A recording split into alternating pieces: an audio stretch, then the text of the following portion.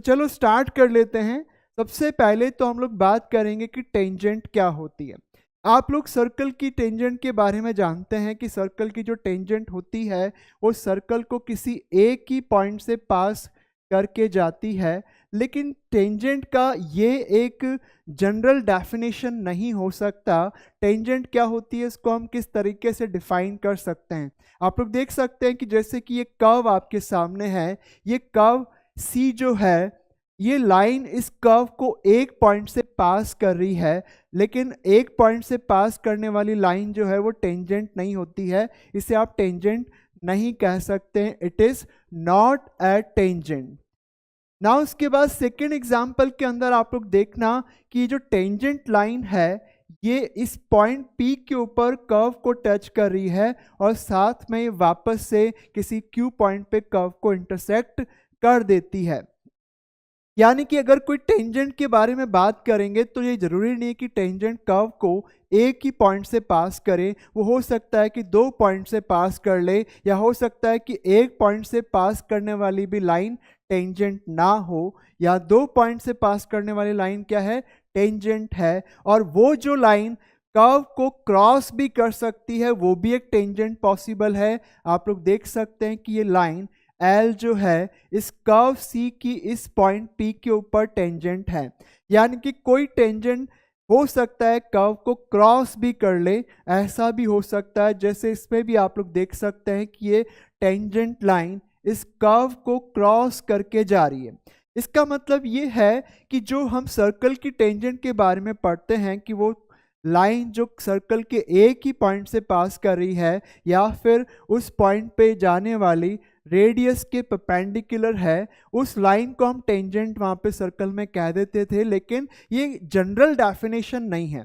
Curve की tangent के बारे में अगर बात करें तो कर्व की टेंजेंट एक से ज़्यादा पॉइंट से भी पास कर सकते हैं। देखें आप लोग, एक पॉइंट से पास करी लाइन पर फिर भी टेंजेंट नहीं है, कर्व को क्रॉस करिए फिर भी टेंजेंट है। तो इन तीनों केसेस में लाइन एक टेंजेंट है, लेकिन फर्स्ट केस में लाइन कर्व की टेंजेंट नहीं है ना। उसके बाद हम लोग यहाँ पे टेंजेंट को डिफाइन करने की ट्राई करेंगे। हम बात करेंगे कि जब टेंजेंट को डिफाइन करना है किसी जनरल कर्व के बारे में, जनरल कर्व के लिए, तो किस तरीके से डिफाइन करेंगे। यहाँ पे हमारे पास एक डायनामिक अप्रोच है टेंजेंट को डिफाइन करने के लिए। हम कहेंगे कि आपके पास सपोज करें कि कोई एक कर्व है और इस कर्व की किसी पॉइंट पे आपको टेंजेंट पता लगानी है। लेट्स से वो पॉइंट आपके पास है C, FC। इस पॉइंट पे अगर आपको कर्व की टेंजेंट निकालनी है तो आपको जस्ट ये करना है कि इस पॉइंट के पास में एक और कोई पॉइंट ले लें जिसके कोऑर्डिनेट्स मान लेते हैं कि C plus H, FC plus H है। इस कर्व का इक्वेशन हमने क्या माना हुआ है, y is equal to F X लिया है और इस कर्व पे एक पॉइंट है C, FC। अब इसी पॉइंट के पास में एक और पॉइंट हमने Q ले लिया है और इसके कोऑर्डिनेट्स आपके पास है C plus H, FC plus H। जब आप इस पॉइंट को Q को P से मिला देंगे तो इस लाइन का स्लोप क्या होगा, आप लोग देख सकते हैं कि इस PQ लाइन का स्लोप, PQ कॉर्ड का स्लोप आएगा FC plus H minus FC divided by H।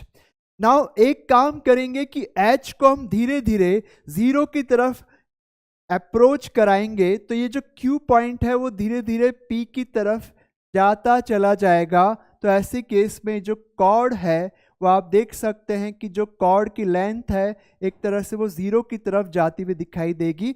Ultimately क्या होगा कि जब ये कॉर्ड, ये Q पॉइंट जब P के ऊपर अप्रोच कर जाएगा तो उस समय ये जो लाइन आपके पास जो अभी तक कॉर्ड जिसे हम लोग कह रहे थे वो अब कॉर्ड ना होकर के एक टेंजेंट के अंदर कन्वर्ट हो जाएगी।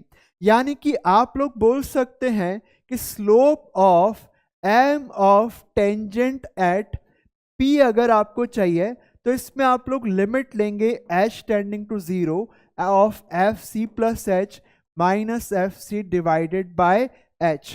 यहाँ पे हमने क्या लिखा है, किसी भी curve y is equal to F X की टेंजेंट को हमने किस तरीके से बोला है, the slope of tangent, the slope of the curve. Slope of curve का मतलब है slope of tangent. The slope of the curve y is equal to F X at the point c comma F C is the number. किसी भी tangent का slope जो है किसी point के ऊपर c कॉमा एफ सी पे, वो एक ऐसा नंबर है जो इसकी लिमिट के बराबर है।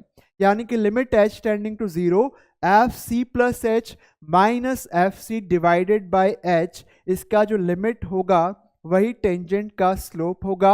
और टेंजेंट का स्लोप ही क्या होता है? कर्व का स्लोप होता है।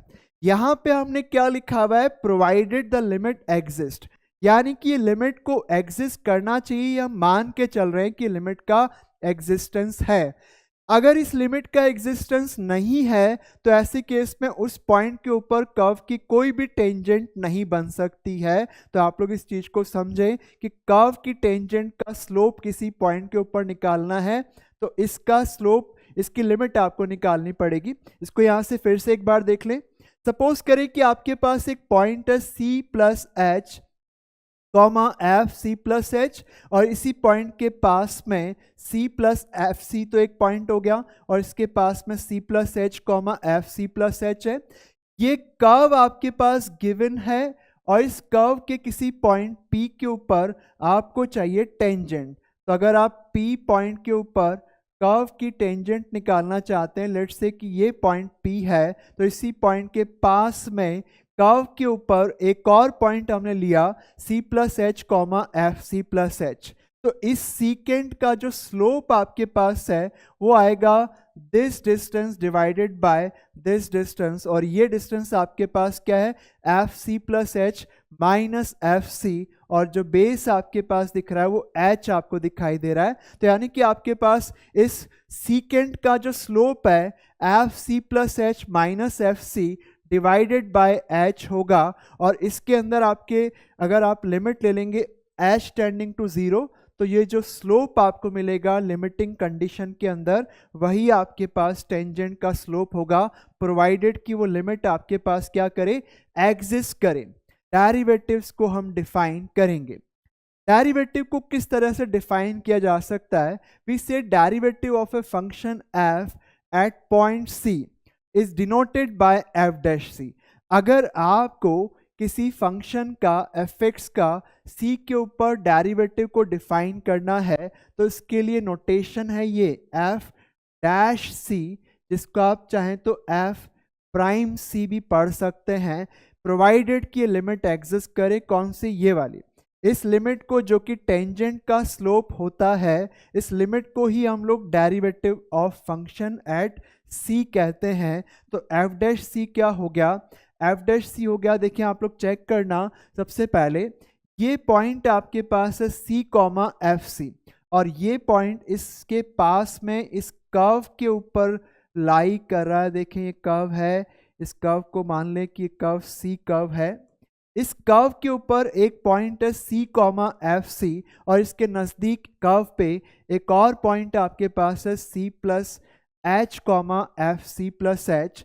इस लाइन का अगर स्लोप निकालना चाहें तो आपको निकालना पड़ेगा ये तो आपका कितना है? ये है, ये वाला length actually F C plus H minus F C है, और ये लेंथ आपका h के बराबर है। तो इस सीकेंट का जो स्लोप होगा, कॉर्ड का स्लोप होगा, वो ये आ जाएगा, और इसी का लिमिट h टेंडिंग टू 0 पे निकालेंगे तो आपको एफ डैश सी मिलेगा। That is the slope of tangent. तो इस तरीके से हम लोग इसे ले सकते हैं ना। उसके बाद देखें कि टेंजेंट को या टेंजेंट के स्लोप को या फिर कहें डेरिवेटिव को डिफाइन करने के लिए एक और वे है कि अगर आप c कॉमा एफ सी एक पॉइंट ले लें कर्व के ऊपर, और इसी कर्व पे आसपास इसके एक और पॉइंट ले लें x कॉमा एफ एक्स, तो इसका स्लोप कितना हो जाएगा? इस सीकेंट का स्लोप, इस सीकेंट का स्लोप होगा F X minus F C, और ये लेंथ आपके पास क्या हो जाएगी?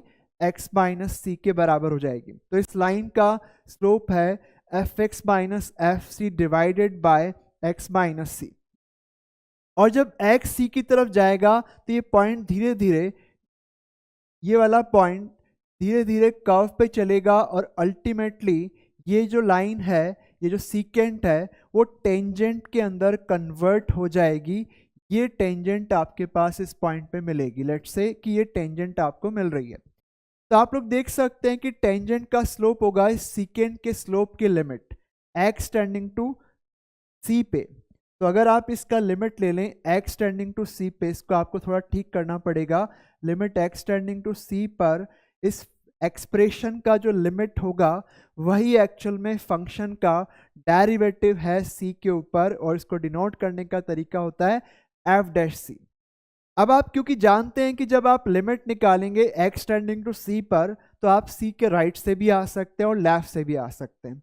अगर आप c के राइट से आते हैं तो इस डेरिवेटिव को, इस लिमिट को जो कहेंगे हम राइट डेरिवेटिव कहेंगे, और इसको डिनोट करने का वे है r(f'(c), या फिर आप इसे f'(c प्लस भी बोल सकते हैं। f'(c प्लस क्या है? Limit h tending to 0 plus fc plus h minus fc divided by h, और लेफ्ट हैंड डेरिवेटिव l(f'(c) क्या है? इसको डिनोट करना है f'(c) माइनस से, और ये होता है limit h tending to 0 minus of fc plus h minus fc divided by h। Right hand derivative and left hand derivative, अगर ये दोनों डेरिवेटिव्स आपके बराबर होंगे तभी आपका फंक्शन जो है उस पॉइंट C के ऊपर क्या कहलाता है? डेरिवेबल कहलाता है। तो आप लोग चेक कर सकते हैं कि किसी भी पॉइंट C के ऊपर फंक्शन का डेरिवेटिव कब एग्जिस्ट करेगा, f'(c) कब एग्जिस्ट करेगा? ये तब एग्जिस्ट करता है if and only if right hand derivative at C is equal to left hand derivative at C, यानी कि आप लोग बोल सकते हैं कि limit h tending to 0 plus fc plus h minus fc divided by h, ये तो राइट डेरिवेटिव हो गया, it must be equal to limit h tending to 0 minus fc plus h minus fc divided by h। ये दोनों equal होने चाहिए, किसी finite number के बराबर होने चाहिए, equal to some finite number. अगर ये दोनों ही किसी फाइनाइट नंबर के बराबर होंगे तभी आप बोल सकते हैं कि फंक्शन उस पॉइंट C के ऊपर क्या है? डेरिवेबल होगा। ना उसके बाद देख लेते हैं, आगे बढ़ते हैं। नेक्स्ट हम लोग लेंगे डिफरेंशिएबिलिटी एट अ पॉइंट। तो किसी पॉइंट C के ऊपर डिफरेंशिएबिलिटी कैसे देखते हैं उसके बारे में बात करते हैं। सबसे पहले बात करते हैं कि अगर कोई पॉइंट C डोमेन के अंदर इंटीरियर पॉइंट है तो ऐसे केस पे उस C के ऊपर आपको अगर डिफरेंशिएबिलिटी चेक करनी है तो आपको करना पड़ेगा, इस लिमिट को फाइंड आउट करना होगा। इसको आप लोग केयरफुली समझे। अगर आपको किसी पॉइंट C के ऊपर डिफरेंशिएबिलिटी चेक करनी है और वो पॉइंट कैसा है, सबसे पहले देखना कि वो इंटीरियर पॉइंट है, तो आपको निकालना पड़ेगा limit h tending to 0 of fc plus h minus fc divided by h। और अगर ये लिमिट आपकी एग्जिस्ट करती है तो आप बोल सकते हैं कि फंक्शन C के ऊपर कैसा है? डेरिवेबल है, और फंक्शन का C पे डेरिवेटिव एग्जिस्ट करता है, ये हम बोलेंगे। यानी कि C के ऊपर लिमिट एग्जिस्ट करती है, दैट मीन्स कि C के ऊपर राइट डेरिवेटिव फंक्शन का और लेफ्ट डेरिवेटिव फंक्शन का दोनों तो एग्जिस्ट भी कर रहे हैं और रियल है, इक्वल है साथ में, ये हम लोग बोल सकते हैं। तो अगर फंक्शन का इंटीरियर पॉइंट, डोमेन के इंटीरियर पॉइंट पे आपको डिफरेंशिएबिलिटी देखनी है तो उस इंटीरियर पॉइंट के ऊपर आपको राइट और लेफ्ट डेरिवेटिव दोनों देखने हैं, वो दोनों बराबर होने चाहिए किसी फाइनाइट नंबर के। यानी कि आप लोग बोल रहे हैं r(f'(c) और l(f'(c) एग्जिस्ट करने चाहिए, इक्वल होने चाहिए, साथ में इन दोनों को क्या होना चाहिए? बराबर भी होना चाहिए, राइट। तो इंटीरियर पॉइंट पे आपको दोनों तरफ की डेरिवेटिव देखने पड़ेंगे। अब देखते हैं, आगे बढ़ते हैं।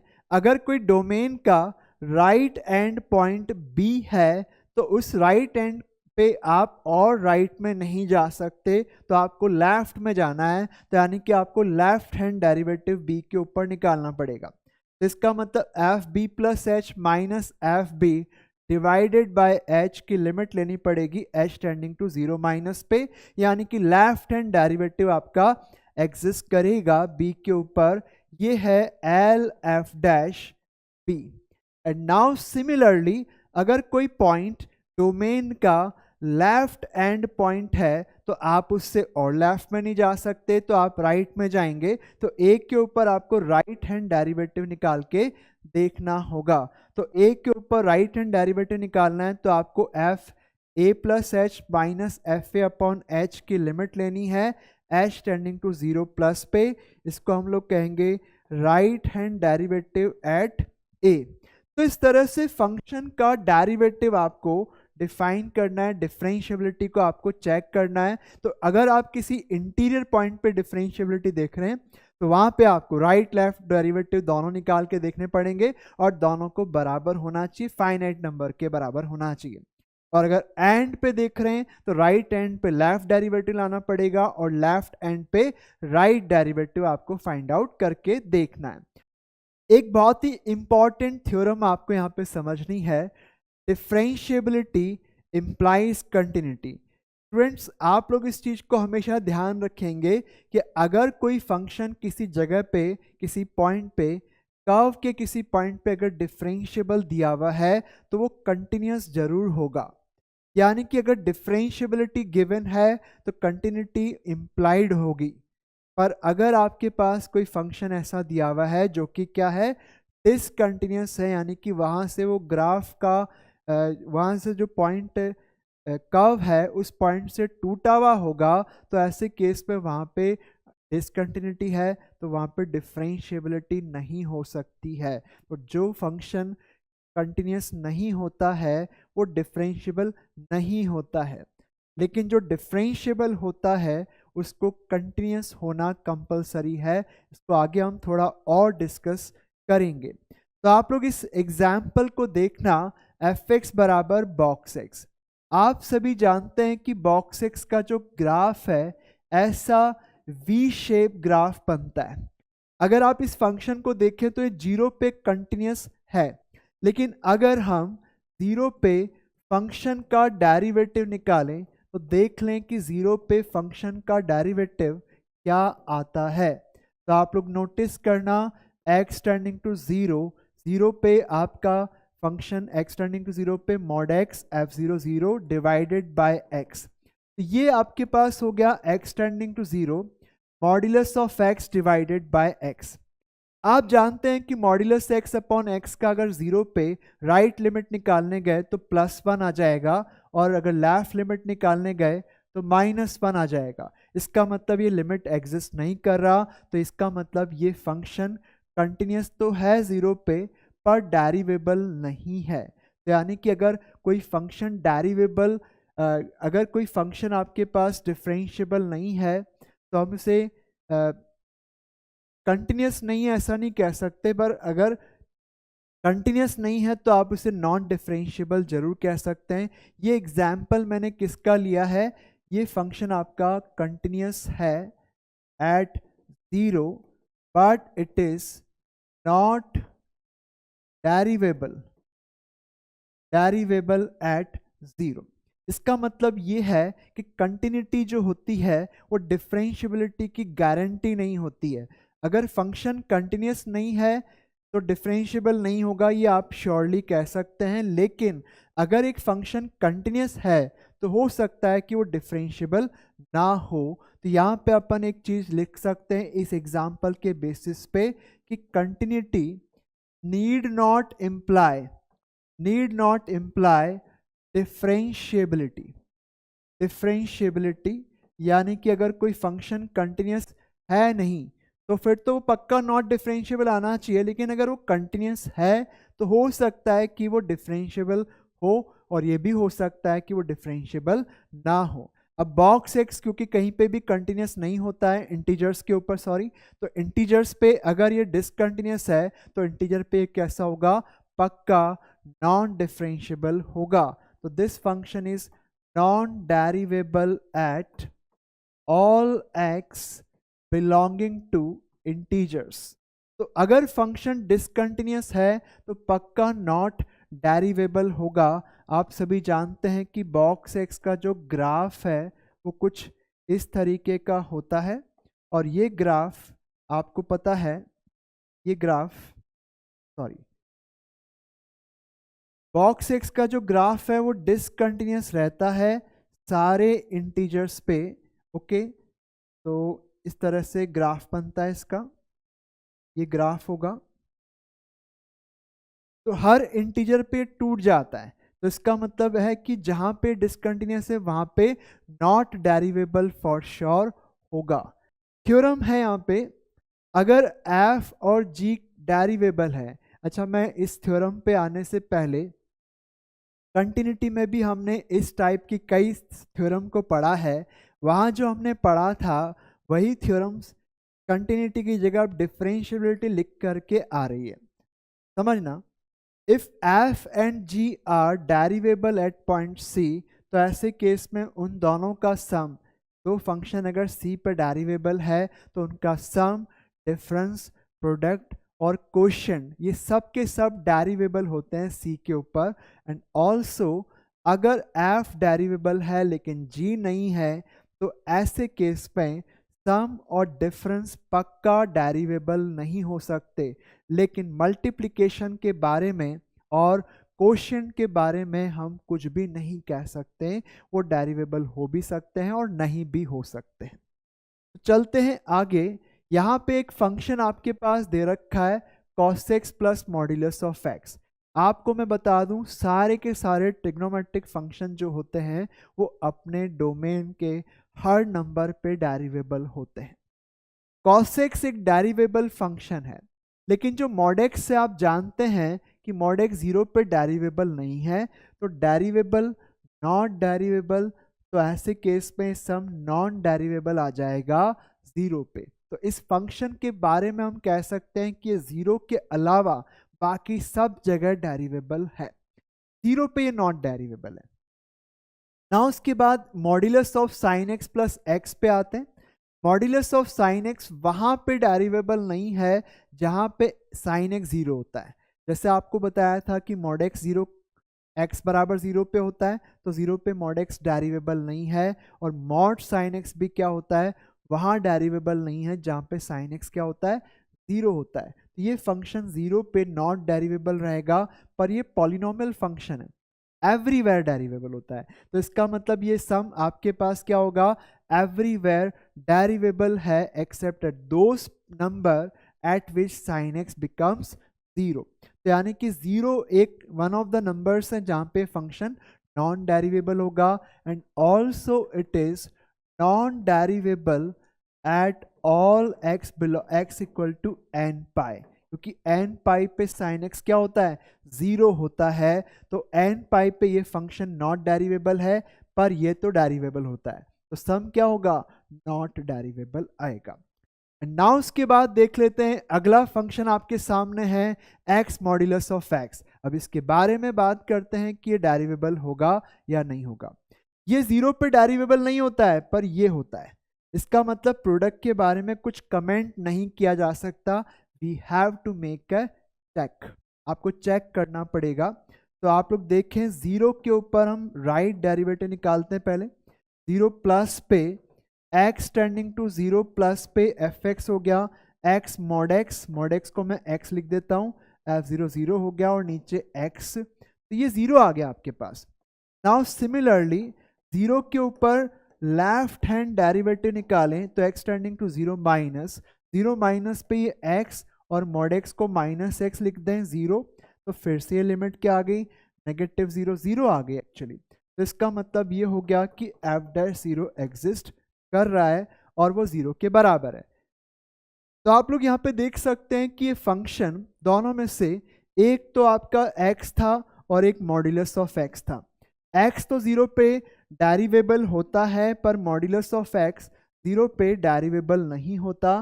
तो डेरिवेबल और नॉट डेरिवेबल का प्रोडक्ट डेरिवेबल भी हो सकता है, आप यहाँ पे इस चीज को समझना।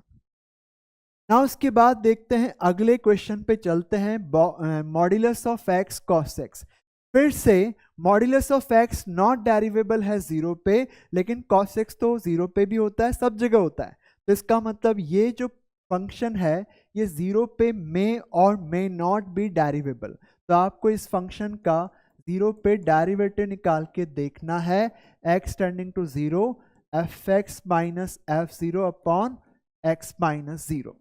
यहाँ से अपन देख सकते हैं x टेंडिंग टू 0 fx हो गया modulus of x cos x f0 0 हो गया और नीचे x बन गया और यहाँ से बनेगा modulus of x divided by x into cos x. मैं आपको बता दूं कि modulus of x upon x का लिमिट क्या आएगा, 0 के राइट से गए तो +1 आएगा और लेफ्ट से गए तो क्या आएगा -1 आएगा।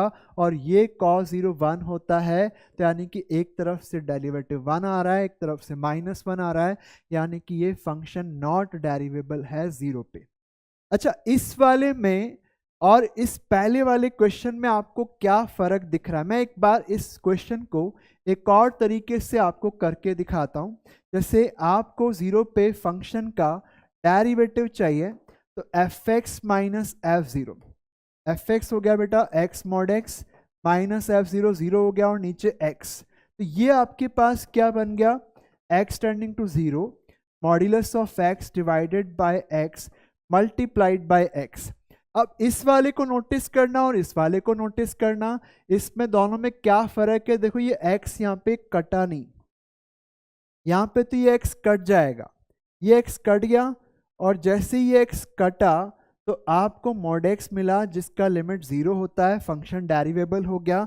लेकिन यहाँ ये x कट नहीं रहा, आपके पास इस x को काटने के लिए इस मॉड को ओपन करना पड़ रहा है, यानी कि ये फंक्शन यहाँ पे 0 पे डेरिवेबल नहीं आ पा रहा। एंड सिमिलरली मैं आपको एक और क्वेश्चन लिख देता हूँ, f'0 निकालेंगे x tending to 0 fx minus f0 divided by x। यहाँ पे sin x अपॉन x का लिमिट क्या हो जाएगा, sin x अपॉन x बनेगा और एक मॉड x ये 1 हो गया, ये 0 की तरफ जाएगा तो प्रोडक्ट आपका 0 की तरफ चला गया। इस चीज का हमेशा ख्याल रखें कि मॉड्यूलस ऑफ x जो होता है वो 0 पे नॉट डेरिवेबल होता है। यहाँ पे ये 0 पे डेरिवेबल आ चुका है, ये नॉट डेरिवेबल आया है। आप थोड़ा देखना कि जो 0 है इस फंक्शन का रिपीटेड 0 है। नंबर 0 जो है ना modulus of x into sine x का रिपीटेड 0 है। 0 पे मॉड x 0 बनता है और 0 पे साइन x भी 0 बनता है।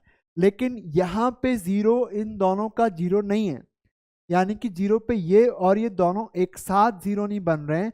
0 is not a repeated root. अगर रिपीटेड रूट नहीं है, इसको देखें कि ये तो 0 इसका रिपीटेड रूट है तो फंक्शन डेरिवेबल आ गया। यहाँ पे 0 रिपीटेड रूट नहीं है तो फंक्शन डेरिवेबल नहीं आया। यहाँ पे फंक्शन का 0 क्या है, रिपीटेड रूट है। रूट का मतलब जहाँ पे वो फंक्शन की वैल्यू 0 बनती है उस नंबर पे, तो इसका मतलब फंक्शन 0 के ऊपर डेरिवेबल होगा। यहाँ पे एक चीज को बड़े ध्यान से समझना है, रिपीटेड रूट अगर मॉड्यूलस ऑफ x की बात करें तो ये फंक्शन आपका 0 के ऊपर नॉट डेरिवेबल होता है। लेकिन मॉड x इंटू एक्स में अगर आप देखें तो ये डेरिवेबल नहीं होता और ये डेरिवेबल होता है। लेकिन प्रोडक्ट की बात करें तो ये डेरिवेबल होगा क्योंकि 0 रिपीटेड रूट है। फिर इसके बाद इस पे आते हैं तो 0 इसका रिपीटेड रूट नहीं है, फंक्शन डेरिवेबल नहीं होगा। 0 इसका रिपीटेड रूट है, फंक्शन डेरिवेबल हो जाएगा। अब इसको अपन यूज करेंगे आगे। हम एक कंक्लूजन याद रखेंगे कि आपके पास फंक्शन का अगर कोई रिपीटेड रूट है तो वहाँ फंक्शन क्या होगा, डेरिवेबल होगा। आपको चेक करने की भी जरूरत नहीं है। अब इस फंक्शन के अंदर आप लोग देख सकते हैं कि इसके मैं फैक्टर बना रहा हूँ इस क्यूबिक के, x-1, x-2, x-3 और बाहर है x² -1। एक चीज आप लोग ध्यान रखना कि मॉड्यूलस ऑफ fx वहां पे डेरिवेबल नहीं हो सकता है जिस x पे fx 0 बनता हो। तो आप लोग यहाँ पे देखना कि ये जो फंक्शन है ये 1 पे, 2 पे और 3 पे नॉट डेरिवेबल है। कौन सा वाला फंक्शन, ये वाला फंक्शन। और ये क्या है, एक पॉलिनॉमियल है, ये तो हर जगह डेरिवेबल होगा। ये हर जगह डेरिवेबल है, और ये होगा नॉट डेरिवेबल एट 1 2 3, तीन जगह पे ये नॉट डेरिवेबल होगा। अब रिपीटेड रूट का कॉन्सेप्ट लगाओ और देखो कि 1 इसका रिपीटेड रूट है, तो इसलिए 1 पे डिफरेंशिएबिलिटी रहेगी, नॉट डेरिवेबल नहीं होगा ये। ओके, लेकिन 2 और 3 इसका रिपीटेड रूट नहीं है। एक्चुअली क्या है कि आपका ये जो होल फंक्शन है 1 2 3 के अलावा तो बाकी सब जगह डेरिवेबल है बच्चों। आप देख सकते हैं कि यहाँ पे ये पॉलिनोमियल है, एवरीवेयर डेरिवेबल, और ये मॉड्यूलस में x-1, x-2, x-3 दिया हुआ है, तो हो सकता है कि ये 1 2 3 पे नॉट डेरिवेबल हो पूरा प्रोडक्ट, क्योंकि ये नॉट डेरिवेबल है 1 2 3 पे। बाकी जगह तो ये डेरिवेबल है ही, तो इसका मतलब ये सब जगह डेरिवेबल है, और ये 1 2 3 के अलावा सब जगह है, तो इसका मतलब होल फंक्शन 1 2 3 के अलावा सब जगह गारंटीड डिफरेंशिएबल होगा। हमें केवल 1 2 3 पे देखना है, पर 1 क्योंकि रिपीटेड रूट है इसलिए फंक्शन 1 पे डेरिवेबल आ जाएगा, लेकिन 2 और 3 रिपीटेड रूट नहीं है, तो आप यहाँ पे इसको बोल सकते हैं this function is not derivable at 2 and 3। Now उसके बाद देखते हैं, आगे बढ़ते हैं।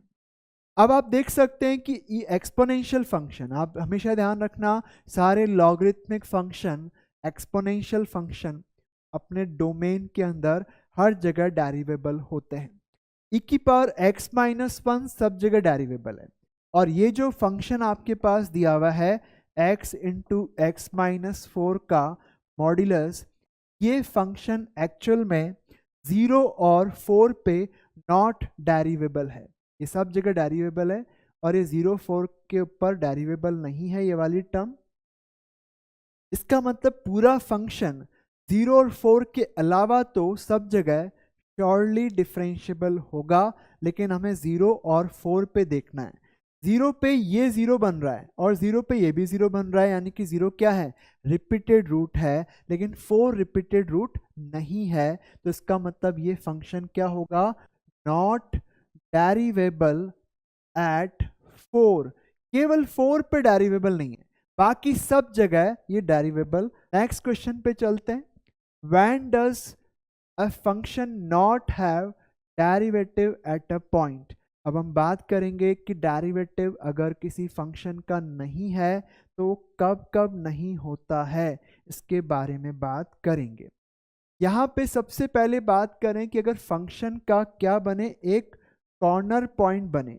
अगर फंक्शन का एक कॉर्नर पॉइंट बनता है किसी पॉइंट के ऊपर, जैसे कि एक शार्प कॉर्नर आपको मिल रहा है मॉड्यूलस ऑफ एक्स के फंक्शन के ग्राफ का, ये शार्प कॉर्नर आपको मिल रहा है ओरिजिन के ऊपर, यानी कि ये फंक्शन ओरिजिन पे कैसा होगा, नॉट डेरिवेबल होगा। ये फंक्शन का ग्राफ है y इज इक्वल टू ई की power minus modulus of x का, इस तरीके से बन रहा है, और यहाँ पे 0 पे क्या बन रहा है, शार्प कॉर्नर बन रहा है, तो यानी कि ये फंक्शन 0 पे नॉट डेरिवेबल होगा। और ये वाला फंक्शन लिखा हुआ है, शायद छोटा दिख रहा होगा आपको इसलिए मैं लिख देता हूँ, एफ एक्स है X square for X less than equal to 1 and it is 2 minus X for X greater than 1। इस फंक्शन में स्टूडेंट सब लोग देखना कि यहाँ पे शार्प कॉर्नर आपको यहाँ पे दिखाई दे रहा है, ये ग्राफ कुछ ऐसा है, ठीक है। तो 1 के ऊपर फंक्शन का शार्प कॉर्नर बन रहा है, तो वहाँ पे फंक्शन कैसा होगा, नॉट डेरिवेबल होगा। तो बहुत आसान है, अगर आपको देखना है डिफरेंशिएबिलिटी किसी पॉइंट के ऊपर, आप ये देखें कि कहाँ पे फंक्शन जहाँ पे भी शार्प कॉर्नर बना रहा होगा वहाँ पे आपका फंक्शन कैसा होगा, नॉट डेरिवेबल आएगा। डिसकंटिन्यूटी, अगर कोई फंक्शन किसी पॉइंट के ऊपर डिसकंटिन्यूस है, जैसे कि यहाँ पे ये डिसकंटिन्यूस ग्राफ आपको दिखाई दे रहा होगा, तो यहाँ पे फंक्शन नॉट डेरिवेबल हो जाएगा। ओके, फंक्शन नॉट डेरिवेबल रहेगा उस पॉइंट के ऊपर जिस पॉइंट पे डिसकंटिन्यूटी है। ये भी एक अलग तरह से डिसकंटिन्यूटी आपको दिखाई दे रही है, यहाँ पे भी फंक्शन नॉट डेरिवेबल कहलाएगा। And also a vertical tangent at a point, आप देखें y बराबर x की पावर 1/3 का ये ग्राफ है, और ये ग्राफ ओरिजिन के ऊपर इसकी वर्टिकल टेंजेंट बन रही है, y एक्सिस बन रही है। इसका मतलब ये फंक्शन भी क्या होगा, ओरिजिन के ऊपर डेरिवेबल नहीं है। तो ये 3 पोजीशंस हैं, 3 सिचुएशंस हैं जिसमें आपका फंक्शन कैसा होता है, नॉट डेरिवेबल होता है। एक तो शार्प कॉर्नर बने वहां पे, एक आपके पास कंटिन्यूटी ना हो, डिसकंटिन्यूटी हो उस पॉइंट पे, और एक उस पॉइंट पे जहाँ पे वर्टिकल टेंजेंट बन रही हो, उस पॉइंट के ऊपर भी फंक्शन कैसा होता है, नॉट डेरिवेबल रहता है। नेक्स्ट हम लोग बात करेंगे डेरिवेटिव फंक्शन के बारे में। तो स्टार्ट करते हैं।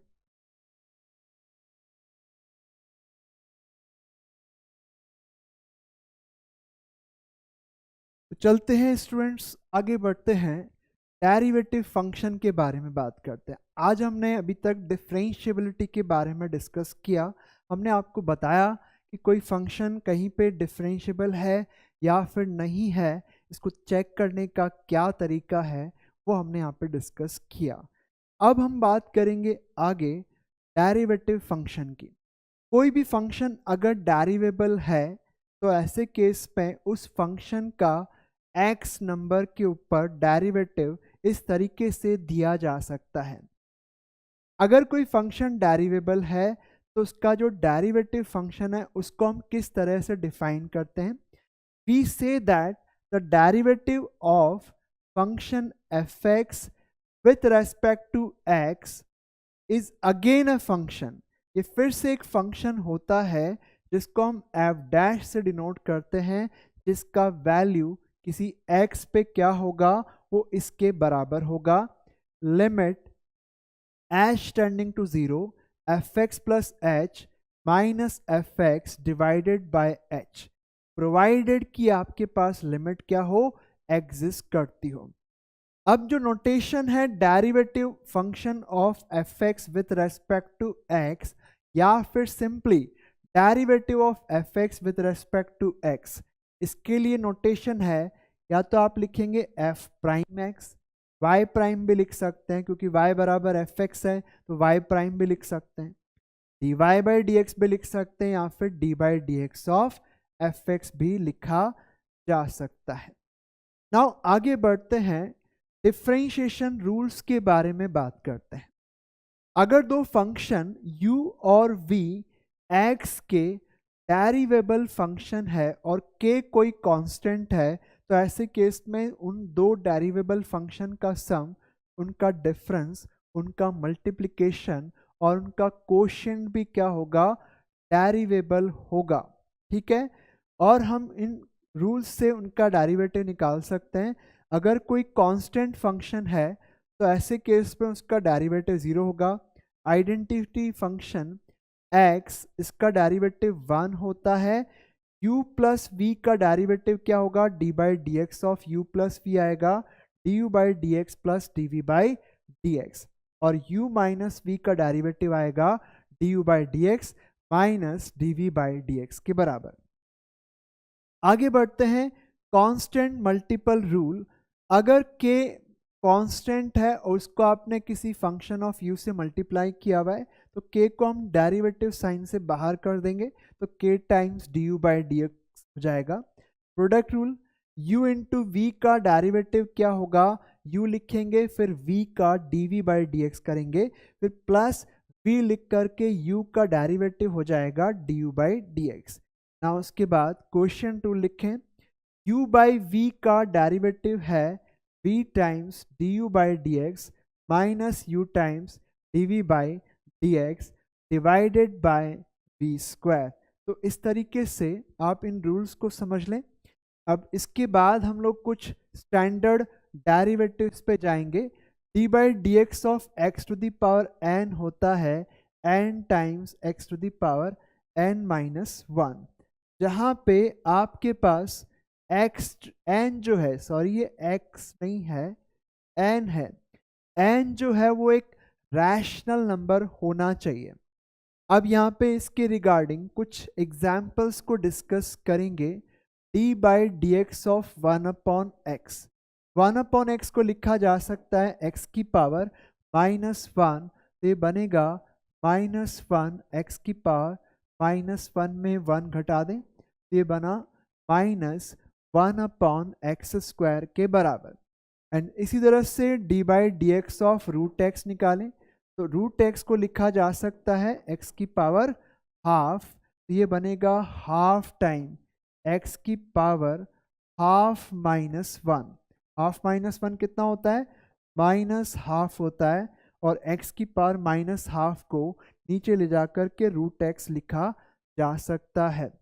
इसके बाद कुछ और ट्रिग्नोमेट्रिक डेरिवेटिव्स है, sin x का, cos x का, tan x का, cot x का, sec x और cosec x का, और उसके बाद है e की पावर x का डेरिवेटिव होता है e की पावर x के बराबर। एंड नाउ आगे बढ़ते हैं, कुछ एग्जाम्पल्स के बारे में डिस्कस करेंगे। यहाँ पे लिखा हुआ है ब्रैकेट का प्राइम, प्राइम मतलब डेरिवेटिव। अब हम जानते हैं कि हम सम रूल काम में ले सकते हैं, हम लिख सकते हैं इसका डेरिवेटिव, और इसका डेरिवेटिव क्या आएगा? 3 को बाहर ले लेंगे, और x की पावर 4 का डेरिवेटिव होगा 4x³, और फिर x² का डेरिवेटिव आएगा 2x, 2x का डेरिवेटिव 2 आएगा, 1 का डेरिवेटिव 0 हो जाएगा। तो अल्टीमेटली आपका आंसर है 12x³ - 2x + 2। ये कुछ सिंपल एग्जाम्पल्स पहले हम लेकर के देख रहे हैं। अब इस प्रोडक्ट का डेरिवेटिव करना है, तो या तो पहले प्रोडक्ट कर लेना, फिर सम डिफरेंस रूल से डेरिवेटिव कर सकते हो, और या फिर आप पहले डेरिवेटिव कर लें बाद में प्रोडक्ट कर सकते हैं। तो ये आ जाएगा 4x + 1। हमने क्या किया? फर्स्ट को लिखा, सेकंड का डेरिवेटिव कर दिया। अब सेकंड को एज इट इज लिखेंगे, और फर्स्ट वाले ब्रैकेट का, फर्स्ट वाले फंक्शन का डेरिवेटिव कर देंगे। और अब आप इसे सिंप्लीफाई कर लो, तो हमने यहाँ पे मल्टीप्लिकेशन रूल या कहें प्रोडक्ट रूल को काम में ले लिया है। अब यहाँ पे डेरिवेटिव करना, तो पहले ex का कर दिया, x³ + 3x -2 को एज इट इज लिखा, फिर इसके बाद ex को लिख करके x³ + 3x -2 का डेरिवेटिव करना पड़ेगा। ex का तो ex हो गया, और इसको अपन एज इट इज लिख दें, ओके। फिर इसके बाद इसका डेरिवेटिव करेंगे तो 3x² + 3 हो जाएगा। एंड नाउ इसके बाद ex divided by sin x का डेरिवेटिव करना है, तो आपको यहाँ पे नीचे लिखना पड़ेगा sin x का स्क्वायर, फिर हमने लिखा sin x, ex का डेरिवेटिव ex माइनस ex लिख करके sin x का डेरिवेटिव cos x। तो इस तरीके से आप क्वोशिएंट रूल को काम में ले सकते हैं। तो जो हमने रूल्स पढ़े उस पे हमने बहुत ही बेसिक से क्वेश्चन आपको डिस्कस कर दिए हैं। अब डिफरेंशिएशन का एक बहुत ही मोस्ट इम्पॉर्टेंट रूल है जिसको आपको समझना है, और ये है chain rule. Chain rule f of gx, ये फंक्शंस का कंपोजिशन है। अगर आप इसका डेरिवेटिव करते हैं x के रेस्पेक्ट में, और f ऑफ gx फंक्शन है, तो पहले f ऑफ gx का gx के रेस्पेक्ट में होगा, यानी कि gx को हम t मान करके इसको लिखेंगे d/dt ऑफ ft, ऐसे डेरिवेटिव कर देंगे। फिर d/dx ऑफ gx भी करेंगे। ऐसा लग रहा है जैसे dgx कैंसिल हो गया, एक्चुअली ये रेशियो नहीं होते हैं, तो ऑपरेटर्स हैं, बट काम तो ऐसे ही कर रहा है, ऐसे ही दिखाई दे रहा है, तो आप इस तरह से याद कर सकते हैं। तो ये तो बन गया f'(gx). f'(x) का मतलब है fx का x के रेस्पेक्ट में डेरिवेटिव। f'(gx) का मतलब है f ऑफ gx का gx के रेस्पेक्ट में डेरिवेटिव। तो आप लोग देख लें, ये नोटेशन अपने आप में कंप्लीट है, को रिप्रेजेंट कर रहा है। अब अगर ये तीन फंक्शंस का कंपोजिशन है, तो आपके पास f of g of hx का डेरिवेटिव क्या आएगा? f' ऑफ gh(x), यानी कि f ऑफ gh(x) का gh(x) के रेस्पेक्ट में डेरिवेटिव। फिर इसके बाद g'(hx), फिर आएगा h'(x). यहाँ पे आप ये नोटिस कर सकते हैं कि हम बाहर से अंदर की तरफ जा रहे हैं। पहले f का डैश लिखा पूरा एज इट इज, फिर g का डैश लिखा hx as it is, and now h'(x) लिखा। इस तरीके से करेंगे। अब जैसे e की पावर 2x का करना है, तो e की पावर 2x का डेरिवेटिव करेंगे तो 2x के रेस्पेक्ट में करेंगे, तो ex का x के रेस्पेक्ट में ex होता है, तो e 2x का 2x के रेस्पेक्ट में e 2x होगा और 2x का डेरिवेटिव x के रेस्पेक्ट में 2 आ जाएगा। ऐसे sine of X square minus X का करेंगे तो cos of X square minus X, फिर एक्स स्क्वायर माइनस एक्स का एक्स के रेस्पेक्ट में किया जाएगा तो ये आएगा 2x माइनस 1 के बराबर। तो आप इस तरीके से कर सकते हैं। तो बहुत सिंपल सही है, चेन रूल इस तरह से आपको करना है। साइन एक्स का स्क्वायर है ये, तो आप इसको स्क्वायर का डेरिवेटिव होता है 2 टाइम्स u। अगर 2u का डेरिवेटिव u स्क्वायर का डेरिवेटिव करना है तो 2u आता है, तो 2 साइन एक्स, तो साइन एक्स स्क्वायर का साइन एक्स के रिस्पेक्ट में हो गया 2 साइन एक्स, फिर साइन एक्स का करेंगे तो कॉस एक्स आएगा। फिर इसके बाद देखिए रूट टेन एक्स का करना है, तो रूट टेन एक्स पहले रूट है फिर टेन एक्स है, तो टेन एक्स के रेस्पेक्ट में होगा रूट टेन एक्स का derivative, that will be 1 upon root tan X हो गया। फिर इसके बाद टेन एक्स का आपको करना होगा और टेन एक्स का सेक स्क्वायर एक्स हो जाएगा। तो इस तरीके से चेन रूल को काम में लेना है। अब 1 अपॉन एक्स का डेरिवेटिव हमने क्या पढ़ा था, माइनस 1 अपॉन एक्स स्क्वायर, तो इसका करेंगे माइनस 1 अपॉन 2x प्लस 5 का स्क्वायर, फिर 2x प्लस 5 का x के रेस्पेक्ट में डेरिवेटिव 2 हो जाएगा। And similarly sign of tan of e की पावर x का करना है, तो ये बनेगा cos ऑफ tan e की पावर x, फिर tan e की पावर x का होगा sec स्क्वायर e की पावर x, फिर e की पावर x का होगा x के रेस्पेक्ट में e की पावर x के बराबर।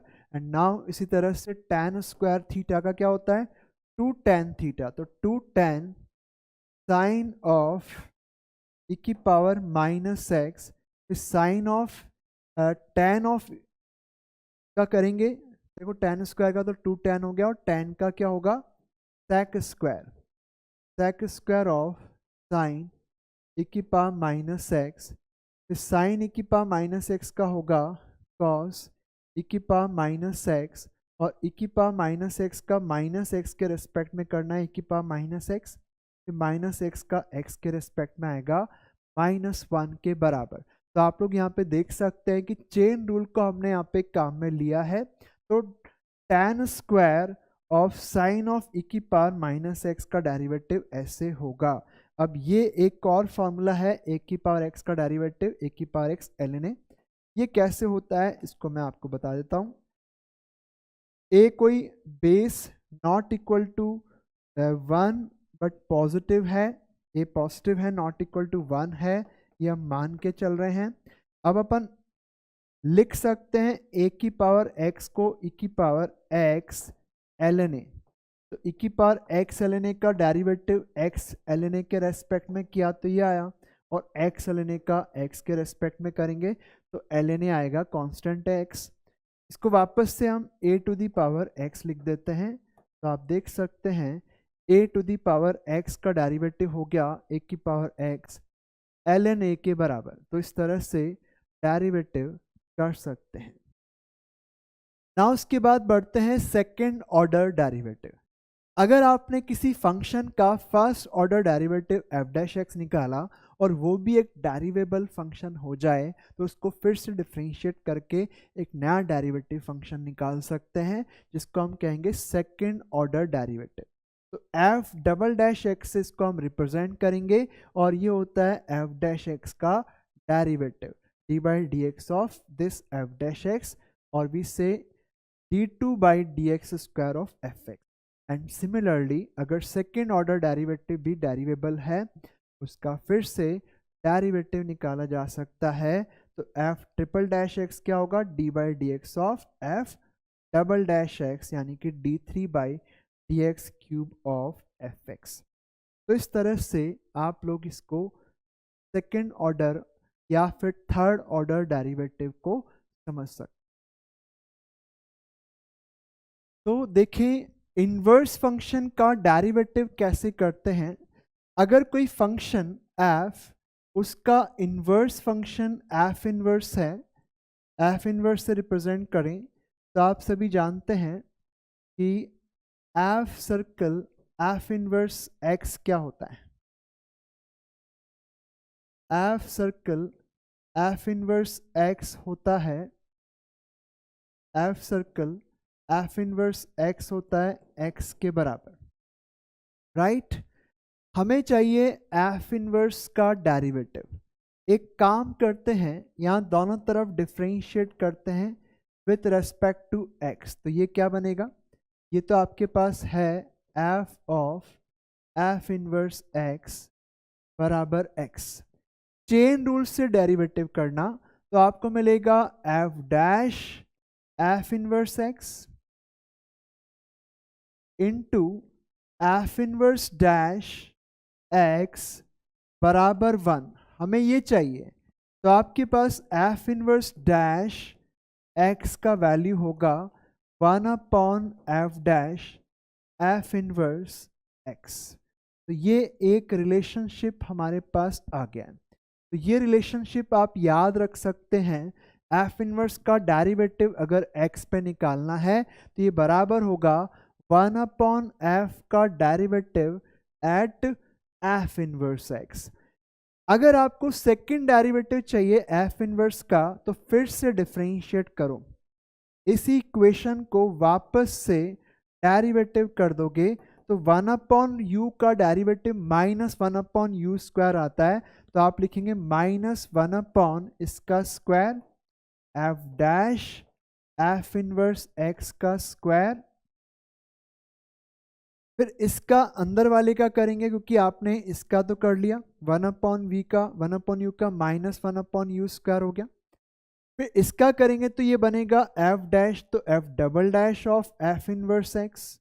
फिर एफ इनवर्स एक्स का फिर से करेंगे तो एफ इनवर्स एक्स का तो ये रहा, तो क्या लिखेंगे 1 upon F dash at F inverse X. तो ये क्यूब हो जाएगा। तो आप लोग देख लें कि ये रिजल्ट आपका प्रूव हो रहा है F double dash F inverse x और नीचे क्या आ रहा है F dash F inverse x का क्यूब। तो ये एक और फॉर्मूला आपका यहाँ पे दिखाई दे रहा है। तो चेन रूल काम में लेकर के हमने इनवर्स फंक्शन के डेरिवेटिव को निकाल लिया, ऐसे हम लोग पढ़ेंगे ना। उसके बाद हम लोग डेरिवेटिव की बात करेंगे, कुछ स्टैंडर्ड इनवर्स फंक्शन के बारे में बात करेंगे। साइन इनवर्स एक्स का डेरिवेटिव होता है 1 upon root 1 minus X square. Cos inverse x का होता है minus 1 upon under root of 1 minus X square. ये दोनों रिजल्ट वैलिड है जब एक्स को आप ओपन इंटरवल -1 से 1 तक लेते हो तो। और tan इनवर्स एक्स का डेरिवेटिव होता है 1 upon 1 plus x square. Cot inverse x का डेरिवेटिव है -1 upon 1 plus x square for all x real. Okay, sec inverse x का डेरिवेटिव होता है 1 upon mod x root x square minus 1 for mod x greater than 1। And cosec inverse x का derivative इसका negative हो जाता है, ln x का 1 by x होता है, ln मॉड एक्स का 1 बाई एक्स होता है। चलते हैं, देखें आगे बढ़ते हैं इस टॉपिक के आखिरी कंटेंट के ऊपर हम आते हैं, लॉगरिथमिक डिफरेंशिएशन। अगर आपके पास ऐसा फंक्शन है y जिसमें फंक्शन की भी कोई पावर फंक्शन आ रही है, यानी कि x का फंक्शन बेस में है और पावर में भी x का फंक्शन है, तो आपको लॉगरिथमिक डेरिवेटिव करना होगा। इसको करने का तरीका मैं आपको इन एग्जाम्पल के थ्रू समझाऊंगा। जैसे कि ये फंक्शन आपके पास दिया हुआ है, पहले आप लोग क्या करें, दोनों तरफ लॉग ले लें। लॉग ऑफ x की पावर x, तो x लॉग x हो जाएगा। और अब आप इसका डेरिवेटिव करेंगे विथ रेस्पेक्ट टू x, तो आपको मिलेगा 1 अपॉन y, y का होगा dy बाई dx या फिर y डैश भी लिख सकते हो आप। x इंटू ln x का करेंगे 1 बाई एक्स आएगा, फिर आप ln x लिख करके x का डेरिवेटिव 1 हो जाएगा। सो अल्टीमेटली y डैश बन गया 1 plus ln x multiplied bye y। अब आप फिर से y को प्लेस कर दें, ये आएगा x की power x 1 plus ln x। तो इस तरीके से dy बाई dx को फाइंड आउट करेंगे। अब इस dy बाई dx को फाइंड करने के लिए मैं आपको एक ऑल्टरनेट मेथड बता देता हूं, उसको भी आप लोग समझना। y बराबर x की पावर x, x की पावर x को लिखा जा सकता है e की पावर ln ऑफ x की power x fundamental log identity से, और ये आपको मिल जाएगा e की पावर x ln x।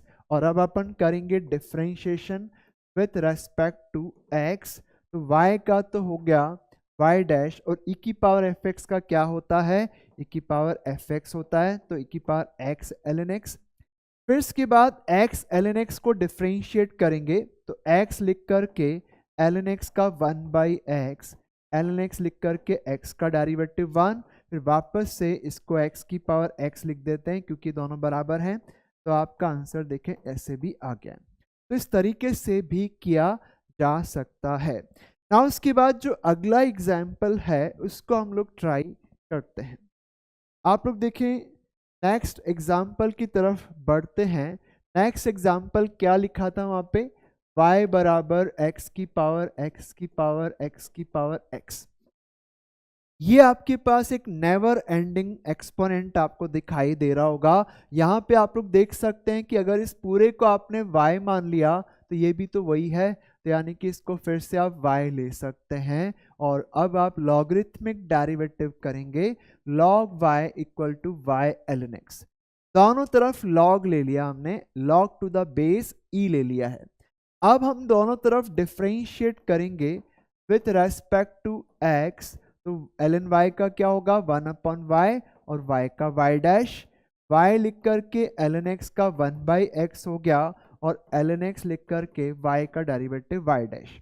अब हमें देखना है कि इस टर्म को हम इस तरफ ले आएं, तो 1/y minus ln x equal to y/x हो जाएगा। और अल्टीमेटली आप लोग यहाँ पे देख सकते हैं कि जो y डैश होगा वो आया y² upon x 1 minus y ln x। तो ये आपके पास y डैश आ गया है। तो आप इस तरीके से इसको कर सकते हैं, और जो दूसरा ऑल्टरनेट तरीका था उससे भी आप चाहें तो इसे ट्राई करें और उससे भी आप करके देखेंगे।